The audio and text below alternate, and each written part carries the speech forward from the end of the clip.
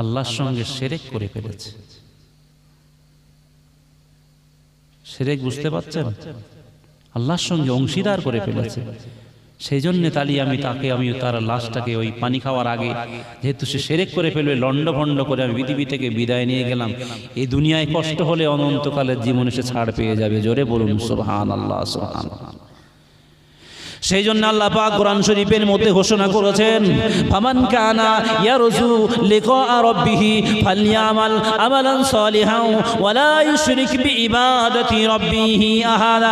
হে পৃথিবীর মানব মণ্ডলী, তোমরা যদি আল্লাহর সঙ্গে সাক্ষাতের আশা পোষণ করো, আল্লাহর দিদারে যদি কারোর আশা পোষণ করো, যে কেউ হতে পারে, আল্লাহর দিদারের জন্য আল্লাহ পাকের সাক্ষাতের আশা যারা পোষণ করো, যে আল্লাহ পাকের শাহী দরবারে আমাকে উঠতে হবে, তার সঙ্গে আমার দেখা হবে, তিনি আমার বিচার ফয়সালা করবেন, তাহলে তোমাদের কর্তব্য হলো ফামান কানা ইয়ারজু লিকা রাব্বিহি ফালইয়ামাল আমালান সালিহান।